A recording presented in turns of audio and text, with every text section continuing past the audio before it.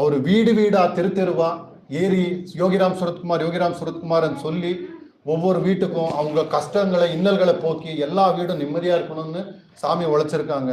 இந்த மாதிரி மனிதர்கள் வந்து நம்ம வர்றது வந்து நம்ம வந்து புண்ணியம்தான். ஏன்னா பணம் காசு சேர்ந்தா செல்வாக்கு சேர்ந்தா கூட்டம் வரும், அந்த கூட்டம் வரும், அது போயிடும். அந்த கூட்டம் வந்து என்னைக்கும் நிற்காது. ஆனால் கடவுள் வந்து ஒரு புண்ணியத்தில் நமக்கு வந்து கிடைச்சிருக்கான், அதை நம்ம இருக பற்றி பிடிச்சிக்கணும். நம்ம கேட்டதெல்லாம் நடக்குது, நான் இந்த சாமியை பிடிச்சிக்கிறேன், நான் கேட்டது நடக்கல அப்படின்னா நம்ம இன்னொரு இடத்துல போனோம்னா இந்த ஜென்மம் தீராது, இந்த எந்த வேலையும் நடக்காது. பிடிச்சாருன்னா கடவுளை வந்து கட்டியாக பிடிச்சிக்கணும். உங்கள் வேலைகள் நடக்கும். எதுவுமே நடக்கலைனாலும் அதில் ஒரு ஆசீர்வாதம் இருக்குதுன்றது நம்ம நம்பினா தான் நமக்கு வந்து அடுத்த வழி கிடைக்கும்.